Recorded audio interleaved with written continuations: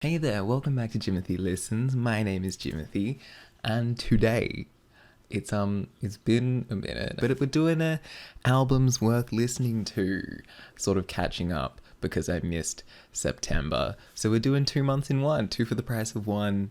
How generous am I? But today we're going to be looking at the albums that, in my opinion, you don't want to miss from the last 2 months. I think they're all phenomenal, outstanding. I mean, obviously, that's why I've put them in albums worth hearing. But yeah, let's run through them, probably quickly, so I can get through all of them. But yeah, starting off with September.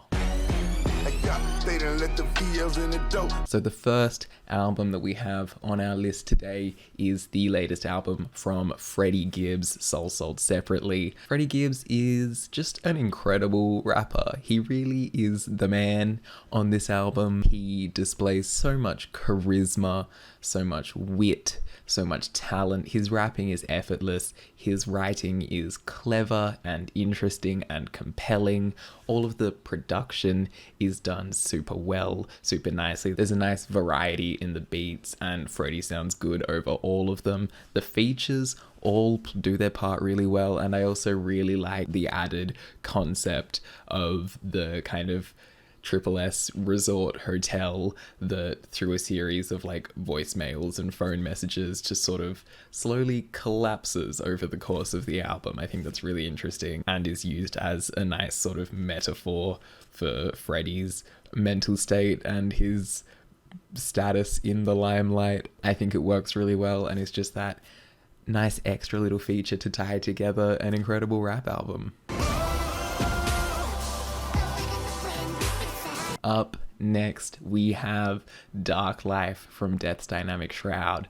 This is an album of the year contender for me, straight up. I think this album is phenomenal. It is unlike anything I have ever heard in my life. It sounds better than like anything I've ever heard. The production is so thick and meaty, and all of the glitchy textures used and the samples that are just totally cut up and fucked up and chucked in there are all gorgeous. But then on top of that, there's a super emotional layer to everything. There's these really strong themes of loss and yearning and heartbreak throughout the entire album that play off really nicely and really sensitively and are actually very emotionally powerful. So this is an album that hits you with both the incredible, wonderful, amazing sound and then also the really strong, potent emotional connection.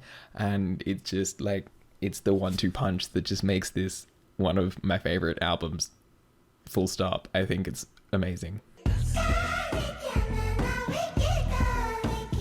Next up is the debut EP from Daniela Lalita, which I have been waiting for a couple of years, since hearing her on Amnesia Scanner's Tearless and thinking, ooh, that's a nice voice, I'd love to hear more of her stuff. And finally, she's actually put some music out of her own, and God, is it good.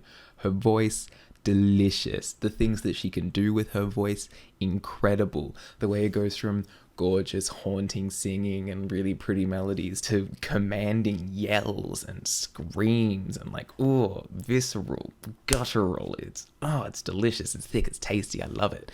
The production is incredible. The like synth work is gorgeous.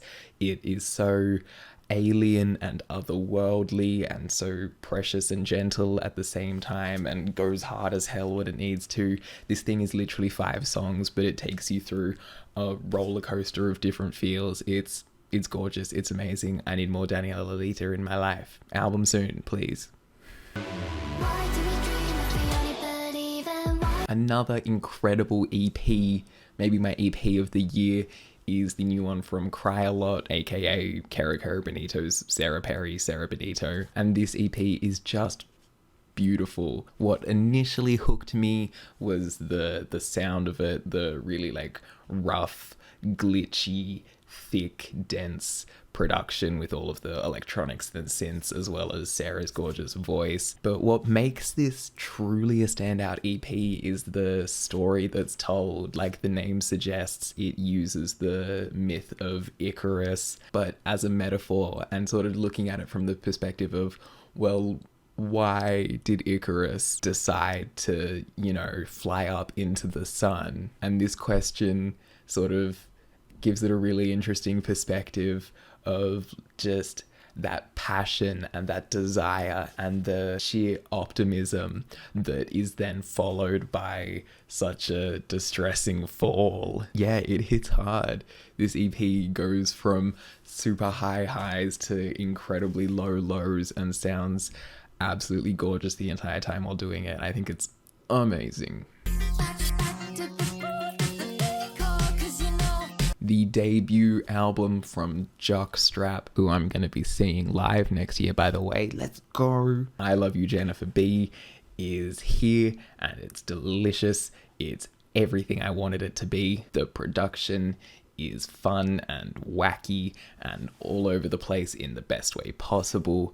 Georgia's voice is gorgeous. It's so pretty. She has one of the nicest voices I have ever heard. I love it. And her songs are so sweet and touching. The stories are all really nice and interesting. There's a lot of meat to like the themes and the lyrics, and then all of this with the extra like string arrangements and the full string section that's used in a lot of songs is just, I love wacky, quirky pop music, and this is the wackiest and quirkiest and poppiest of music. It's amazing. I love Jockstrap. I can't wait to see them. And our final album from September, it is Rina Sawayama's Hold the Girl. I love Rina Sawayama. If you can't tell from the fact that I've already talked about her multiple times on this channel, I love Rina Sawayama. And Hold the Girl it's delicious. It's so delicious. There's so many great pop bangers on this album, from the sort of more standard poppier ones like the singles This Hell and Hold the Girl. There's some wackier bangers in there. Your Age is one of my favorites. I also love Frankenstein. Then there's also some like raging ballad moments like Hurricanes and Phantom. And then there's also some like little sweeter moments like the intro Minor Feelings or Send My Love to John.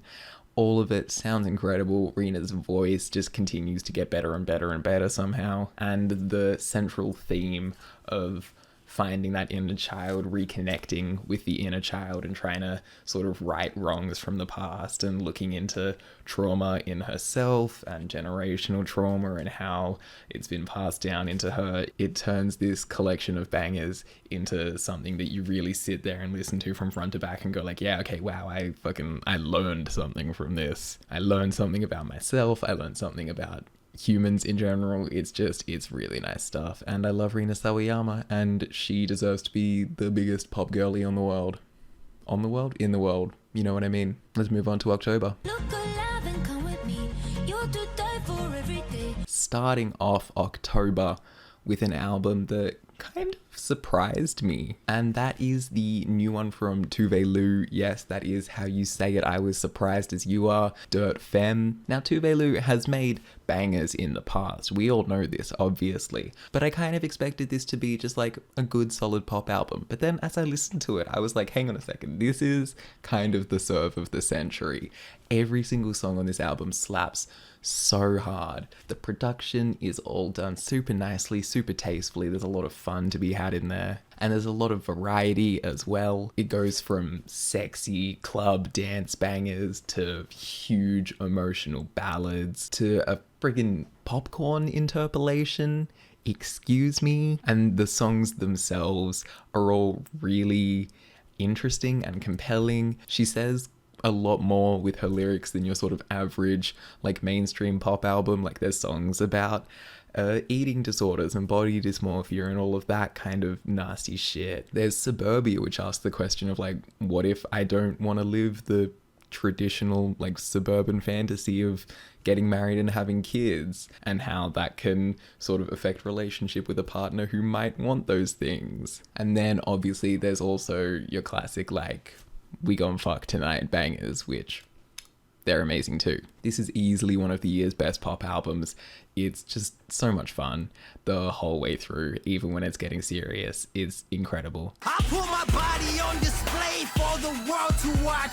Backxwash, my love, has completed her trilogy that started back in 2020 with the album God Has Nothing to Do With This, Leave Him Out of It, followed by last year's I Lie Here Buried With My Rings and My Dresses, and now we have this final installment in the trilogy called His Happiness Shall Come First Even Though We Are Suffering, which, those album titles, incredible. And the album, incredible. The music is as vicious as ever here. I really like how her production is taking on a slightly more like industrial vibe on this album compared to the more metal tones on the previous albums. There's still a lot of, blaring guitars and everything here, but there's also a lot of fun like electronic industrial choices which lead to some super interesting beats, like the almost fucking hyperpop beat that is Malungu. There's just so much going on that is absolutely amazing. Backxwash's rapping is flawless, obviously. Her aggressive delivery is compelling and charging and so meaty. And the lyrics and themes on this album are also obviously a highlight. On this album, she kind of takes the focus even wider than on the last two, exploring not just trauma within herself, but trauma within her family and her relationships and her broader community, both in the present and in the past. There's a lot of really astute and interesting observations. She tells a lot of really moving stories. It's all just really incredibly done and comes together to form a incredible finish to one of my favorite kind of series of albums in recent memory. Incredible work, Backxwash, and yeah, just keep killing it in the future. I love you. I don't know why I'm speaking now directly to Backxwash, but I love you.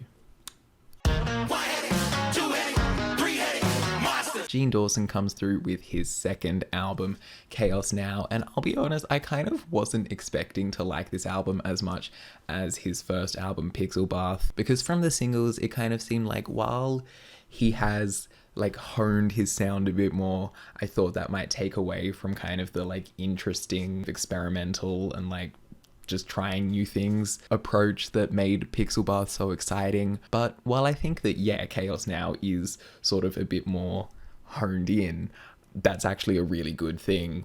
This album is super focused and clear and concise, but through Gene's incredible sort of fusion of like indie rock and hip hop and pop and all of these different genres that he blends in this really unique way, it still doesn't lose that feeling of like wonder or new things or experimentation. It's just really, really nicely done. Gene uses all of the tools that he has available to create wonderful backdrops for his songs. Gene really gets everything off his chest on this album, talking about adolescence and relationships with parents and friends and lovers and battling mental health and just sort of trying to figure out your place in the world. There's a lot of different themes covered, all which are done in a unique and personal way and feels very heartfelt and touching. It's an album that you can easily kind of get lost in like the themes and the stories and like have that really feel something, or just chuck it on in the background and listen to some bangers because this thing fucking rocks. Full lips, a tongue dipped in raw nectar, keep it cold. Killa, this new album, Svengali. Ooh. This album is both a like solid hip-hop album with dense, meaty raps that talks about a variety of different topics, and also like a banging club dance album, and it's a fusion that's done in a way that only a queer person can do. Cakes delivers intricate rhymes and flows and really solid verses so smoothly that you could literally have this on in the club and be just fucking vibing to it and it would not feel out of place. It's an album that will have you both nodding your head to the groove, to the beat, and also what he's saying, like, yeah, It's sexy, it's vibey, it goes ridiculously hard, and it's an album that you don't want to miss out on, because oof, Oof. Gabby Start is one of the most exciting voices in the kind of like underground quirky pop scene at the moment. I absolutely adored their EP Luca that came out earlier this year, and I think this even tops that. Gabby is just, they're just doing incredible things. Their sound, which is this bedroom pop rock aesthetic mixed with these super glitchy and bright like synth and electronic work, is so much fun and so interesting and so like textural and rich. It's just like, it's a feast for the ears. And not only does this EP sound incredible, but Gabby's songs are really interesting and compelling. There's a lot of like personal stories and anecdotes told and like interesting metaphors used. It's all done in a really unique and engaging way. I'm honestly just super impressed with Gabby Start, and I cannot wait to see what they do from here. They're someone that I really am going to keep an eye on, because the ceiling is high for Gabby Start. Mark my words. 2023, that's the year of Gabby Start.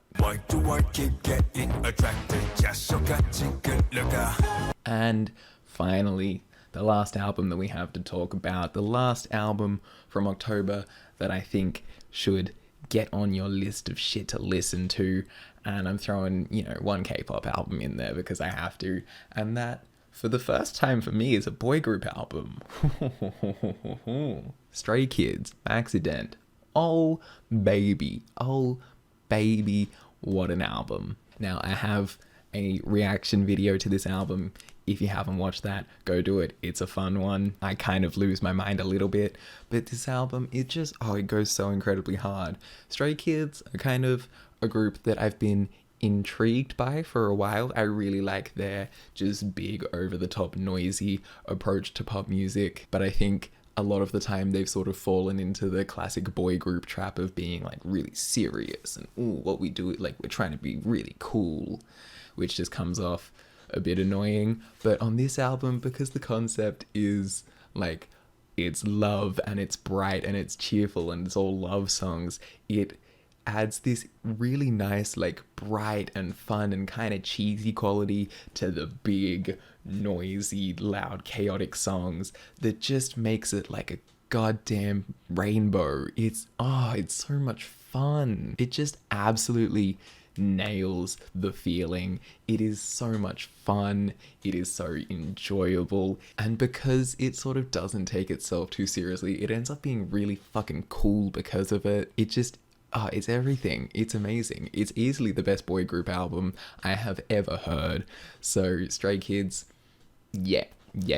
I'm on board. Maybe I'm a boy group stan now. We'll see. And that does it for the albums worth listening to from the last 2 months. Have you heard any of these albums? If you have, let me know your thoughts. What do you think I might have missed out on? If you enjoyed the video, like, subscribe. We do this every month. I try to bring in some of the rest of the music that I listen to. I know this is mostly a K-pop channel, and I know that most of the people who watch my videos don't care about this sort of stuff, but I like doing it, so fuck you. But yeah, so we're here every month giving you the albums that you should be listening to. So subscribe if you want to, see more of it.